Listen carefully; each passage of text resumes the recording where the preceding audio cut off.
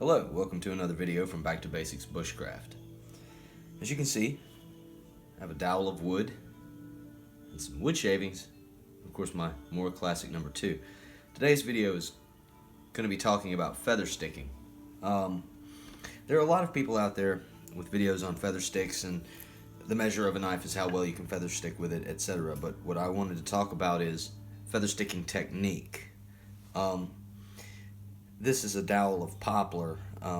It's kind of cheating, but it's just far easier to go and get a piece of wood from, a hardware store that's been sitting and seasoned and dried so that I can show you the technique, as opposed to getting a piece of wood out of the wild that may be damp or what have you, because generally the drier the wood, the easier it is to feather stick. I'm using the Mora Classic number 2, and one of the reasons I like Mora knives so much is the Scandi grind, which really lends itself to good feather sticking, and wood carving. So with your piece of wood that you've selected to make your feather stick, you're not going to always find one this straight, so you do the best you can. You want to start somewhere close to the top of the piece of wood as you're holding it away from you. You lay the flat of the blade against your piece of wood. You want to rock it up until you feel the edge of your knife touch the wood, and that's why I like the Scandi grind, is because you can actually feel where that bevel stops. And you're going to actually use more pressure and more, more attention to holding that edge bevel against the wood than you actually are in pushing the blade down and actually making your feather. And it should be almost that effortless with a good sharp knife. And when you're making feather sticks, you'll know you're making good feathers by how tight your curls are on themselves and how thin the curls are. And if you'll notice, if you take a good look, you'll see that curl tightens up on itself. It's very thin, very springy. And the reason you want your curls thin and tightened up on themselves like that, curling inward, is so that when you use your ferrocerium rod or your fire steel to strike a spark, it's a higher likelihood of those curls catching that spark and igniting into a flame.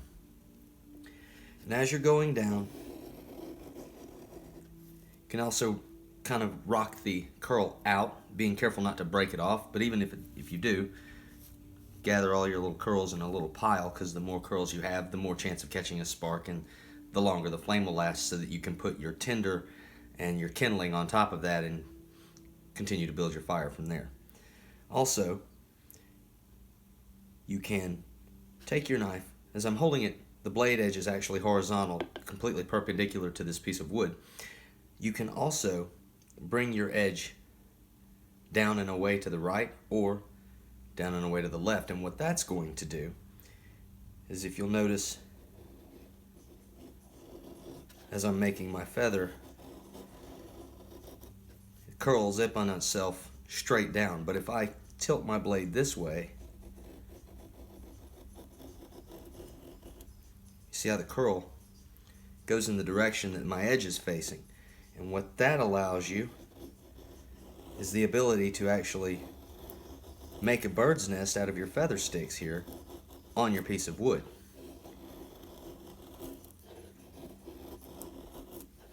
Kind of giving you more surface area to your feather sticks. And if I do it in this direction, notice the curl is now going away in that direction. I can move my piece of wood around here. Now, as I said, more attention is paid in keeping the edge of that bevel into the wood than actually pushing down. And what you should do is not use your wrist, because you won't get a long enough feather stick. You won't get a long enough curl. You should start up here and actually use at the elbow and shoulder, so that you get the full length of your wood in your feather.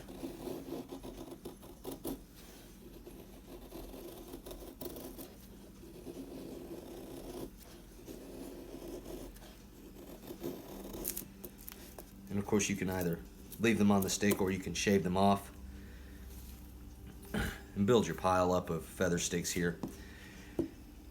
What you try to avoid, turn it over to a clean piece, what you try to avoid is bringing your edge up so much that when you dig in, you don't really get a feather stick so much as a piece of kindling. That'll burn, of course, it's wood, but it won't catch a spark. You spend a lot of time trying to get that to catch a spark. Instead,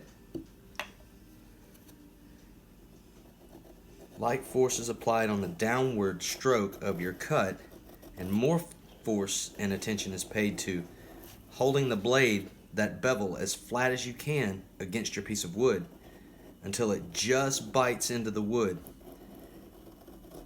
and you wind up with a nice group of curls in your feather stick that will essentially catch a good spark, and you'll be assured that when they catch the spark, they'll ignite. Now, I could demonstrate here that these, will catch a spark, and if I were outside right now, I would do so, but being as I'm in my home, the last thing I want to do is start a fire and set off my smoke detector. But I hope that you will see that when you make your feathers, you want them to be very thin. I mean, these are very springy and thin.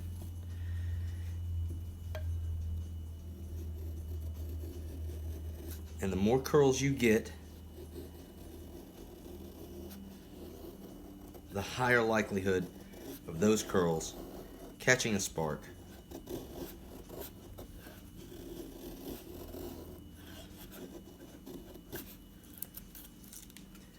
and igniting into flame.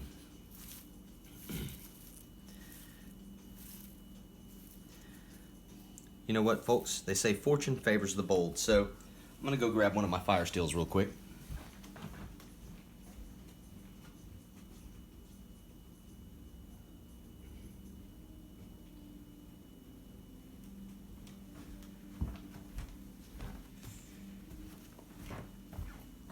Now, this Mora knife, the classic number 2, is new, and I haven't put a 90-degree spine on it yet, so what I'm going to do is I'm going to switch over to the Garberg, which I know has a 90-degree spine.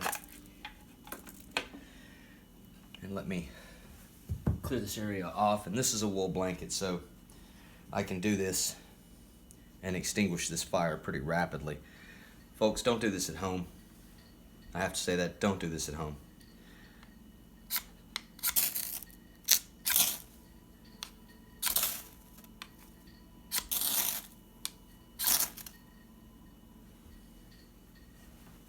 Fire.